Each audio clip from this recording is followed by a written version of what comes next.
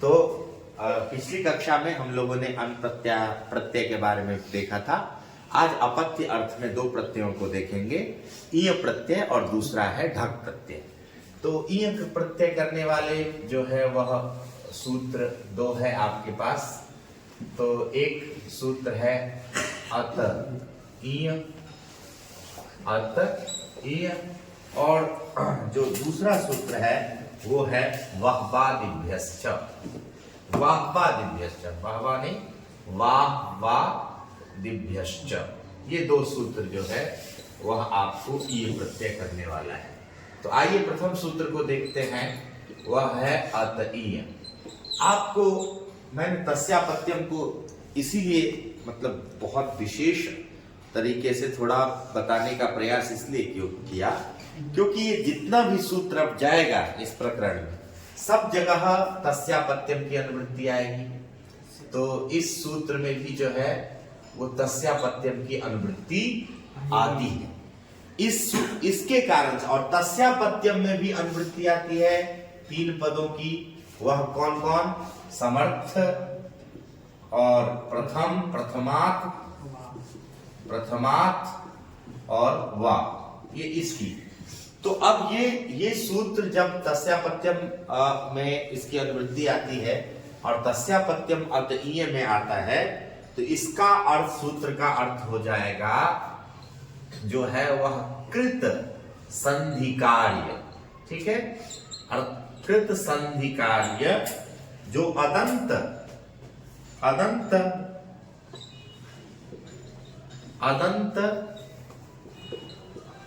प्रातिपदिक प्राकृतिक षष्ठ्यंत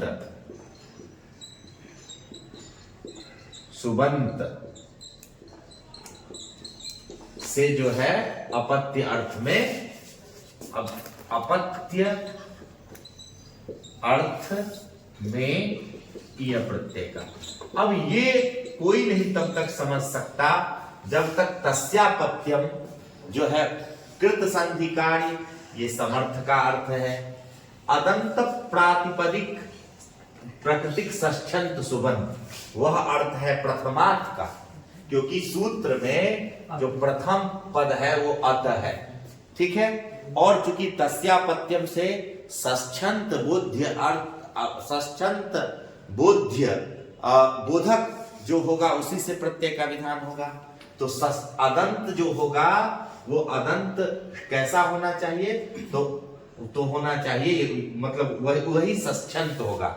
जो अदंत होगा वही षष्ठ्यंत प्राकृतिक सुबंत भी होगा और उसी से अपत्य अर्थ में ईय प्रत्यय का विधान होगा। विकल्प वा के कारण से यह प्रत्यय विकल्प से होगा। ठीक है, उदाहरण के लिए दक्षस्य, ठीक है, दक्षस्य अपत्यम, ये अर्थ आप करते हैं। क्या करते हैं? दक्षस्य अपत्यम। तो दक्ष जो है, देखिए ये षष्ठ्यंत है कि नहीं? तो क्यों है? तो और षष्ठ्यंत होने के कारण भी है और अदंत भी है। तो अदंत प्रातिपदिक प्राकृतिक षष्ठ्यंत सुबंत हो गया दक्ष नस, समझे? दक्ष नस, और इस दक्ष नस से अतईय से ईय प्रत्यय का विधान होगा। पूरे दक्ष नस और ईय की कौन संज्ञा? चूंकि ये तद्धित प्रत्यय है, पूरा समूह तद्धितांत हो गया, अतः इसकी कृत तद्धित समासाश्च से प्रातिपदिक संज्ञा। इस सूत्र से कृत तद्धित समासाश्च, कृत तद्धित समासाश्च, समासाश्च। ठीक है, और ईय प्रत्यय किस सूत्र से हुआ? तो अतईय, अतईय।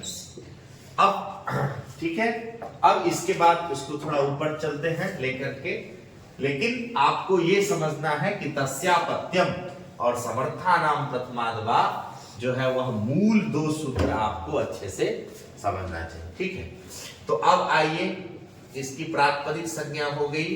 प्रातिपदिक संज्ञा होने के बाद ये स्थिति रही। प्रातिपदिक संज्ञा होने के बाद जो है वह इस नस का लोप हो गया। किस सूत्र से? सुपो धातु पदिकयो। क्योंकि ये पूरा का पूरा क्या था, प्रातिपदिक था। इस पूरे का नाम क्या है, प्रातिपदिक। और ये गस उसका अवयव है, प्रातिपदिका अवयव है। और अतः इस सुबो धातु प्रातिपदिकयो से उसका लुक हो गया। तो फिर इसका जो है वह इसका लुक हो गया। और इसके बाद स्थिति बची, इधर अनुबंध लोप भी हो गया, दक्ष ई। चूंकि ये जो है यित प्रत्यय है, कैसा प्रत्यय है, यित प्रत्यय है, अतः दक्ष के प्रथम स्वर के स्थान पर वृद्धि होके बन गया दाक्ष। दाक्ष ई किस सूत्र से वृद्धि हुआ, तद्धिते स्वचामाद स्वचा मादे, इस सूत्र से जो है वह प्रथम के स्थान पर वृद्धि। फिर और उसके बाद यचि भम से जो है वह दाक्ष की कौन संज्ञा, भ संज्ञा। किस सूत्र से, यचि भम, क्योंकि अजादि प्रत्यय के परे रहते जो है यह ई प्रत्यय अजादि है, अतः वह संज्ञा हुआ। अकार का लोप हो जाएगा और बन जाएगा दाक्ष। और ई यहाँ पर अलोप हुआ यस्येति च से, यस्येति च से। और इस तरीके ई मिला करके आप बना देंगे तो दाक्षी, रुद्ध विसर्ग करके दाक्षी। ठीक है, इसके लिए दाक्षी का प्रयोग होता है, हाँ पाणी। ठीक है, चलिए तो अगला ये अतः हो गया। अगला सूत्र है बाह्वादिभ्यश्च। तो इससे प्रयोग जो है वो बनता है दाक्षिण बनता है। अगला है बाह्वाद। तो बाहु इत्यादि कुछ शब्द है, बाहु आदि कुछ शब्द पढ़े गए हैं, उनसे भी जो है वो अपत्य अर्थ में कौन सा प्रत्यय हो, ईय प्रत्यय जो है वह आपका होता है। ठीक, तो उदाहरण के लिए बाहोः अपत्यम, बाहोः अपत्यम। ठीक है, बाहोः अपत्यम, यहां पर क्या हो जाएगा, बाहु नस और अपत्य अर्थ में ईय प्रत्यय का विधान हो जाएगा। ठीक, पूरे की जो है वो प्रातिपदिक संज्ञा। ठीक है, इकार इसका जो है वह लोप हो जाएगा। और अब यहां पर बाहु और ई बचा, प्रथम स्वर के स्थान पर पहले से ही आ है, फिर भी वृद्धि जो है वो आ ही हो जाएगा। और इस ठीक है, और उसके बाद चूंकि ध्यान रखिए कि ये अंग जो है वह उवर्णांत है। क्या कैसा अंग है, उवर्णांत। और आपने एक और साथ ही साथ इसके परे रहते अजादि प्रत्यय है ई, इसके परे रहते हमने दो काम किया। ठीक है, एक तो किया प्रथम स्वर के स्थान पर आ, प्रथम स्वर कौन है, आ, उस आ के स्थान पर वृद्धि आ ही किया। ठीक है, तद्धिते स्वचामादे से सूत्र पहले ही बता दिया गया है। दूसरा ये अजादि प्रत्यय है, इसके लिए इसके परे रहते इसकी हमने भ संज्ञा की। अब क्या करने जा रहे हैं, तो इस उ को गुण करके बा ओ करने जा रहे हैं। ऐसा क्यों, क्योंकि एक सूत्र है ओर गुना। क्या सूत्र है, ये कहता है कि यदि उवर्णांत भौसंज्ञक है, तो देखिए बाहु भौसंज्ञक है और उवर्णांत है, तो उसको गुण होता है। तो उ को गुण ओ हो गया, बाहु ई हुआ। ठीक है, और उसके बाद जो है वह आव आदेश होकर के बन जाता है। ठीक है, बाहविः, बाहविः जो है वह आपका रूप बन जाएगा। ठीक, बाहोः अपत्यम जो है वह बाहवी रूप बनेगा।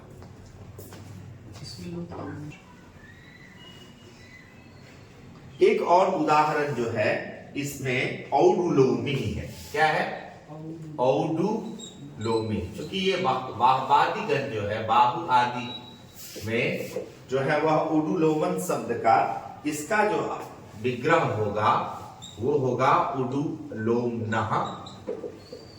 ठीक है, अपत्यम। तो उडुलोमन के अपत्य को जो है वो औडुलोमी। ये उडुलोमन शब्द जो है वह बाहुवादी गण में, बाहु आदि गण में पढ़ा गया है। तो यहां हम क्या करेंगे, उडुलोमन शब्द से जो है वह कौन सा प्रत्यय करेंगे, ईय प्रत्यय करेंगे।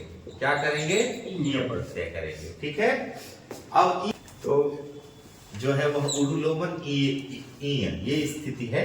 उडुलोमन नस करेंगे, क्योंकि यहाँ भी उडु जो है उडुलोमन नस, और उससे जो है आप ईय प्रत्यय करिए। और पूरे की जो है वो प्रातिपदिक संज्ञा इसका लोप करने के बाद उडुलोमन ई अनुबंध लोप भी कर दीजिए। ठीक है।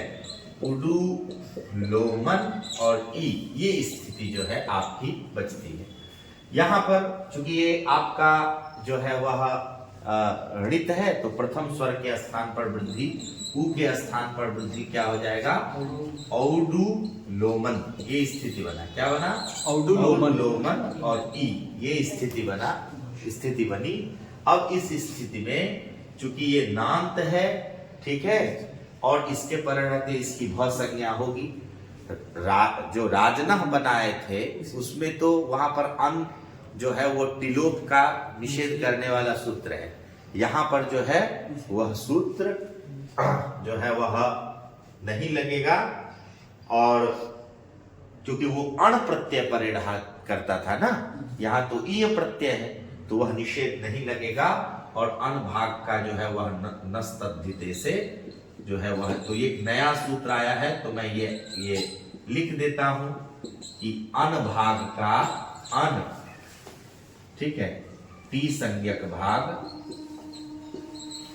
टी संज्ञक भाग का नस्तद्धिते, कौन सूत्र है, नस्तद्धिते से क्या हो गया, लोप हो गया। नस्तद्धिते से लोप हो गया। औडुलोम ई बचा, मिला दीजिए तो बन जाएगा औडुलोमी। रुद्ध विसर्ग करने पर औडुलोमी बन जाएगा। ठीक है। तो इस तरीके से जो है वह आपका ईय प्रत्यय हो गया। अब एक और प्रत्यय होता है अप्रत्यय। यदि उसके लिए एक वार्तिक है, लोमनः अपत्येषु बहुश्वकारो वक्तव्यः। ठीक है। तो इसका यह अभिप्राय है कि देखिए, जैसे उडुलोमनः अपत्यम कहा आपने, और उसी तरीके से यदि उडु एक अपत्य की बात है, एक संतान की बात है, उडुलोमनः अपत्यानि, ये अर्थ यदि आप अर्थ करें, ठीक है, उडुलोमनः अपत्यानि, हाँ, बहुत सारे अपत्य की बात करें, तब जो है वो ईय प्रत्यय नहीं होकर के अप्रत्यय होता है। तो एक नया तद्धित प्रत्यय भी है आपके लिए, अपत्य अर्थ में अ, समझे। तो उडु लोमन शब्द से जो है वह क्या हो जाएगा, अप्रत्यय हो जाएगा।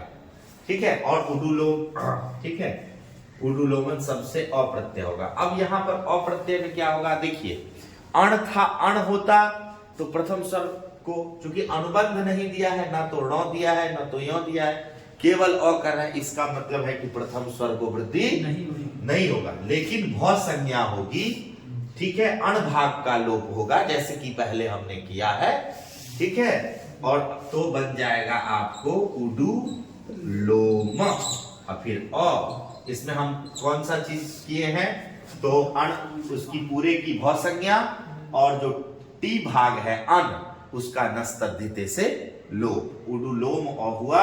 अब उसको मिला दीजिए तो बन जाएगा आपको उडुलोम। अब इसका रूप जो है बहुवचन में चूंकि जस आएगा, क्या आ जाएगा, जस आएगा।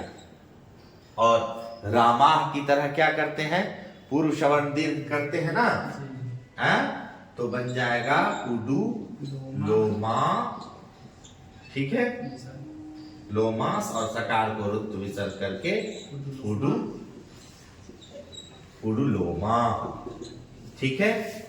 तो रूप एक वचन में औडुलोमी, द्विवचन में औडुलोमी, बहुवचन में उडुलोमा।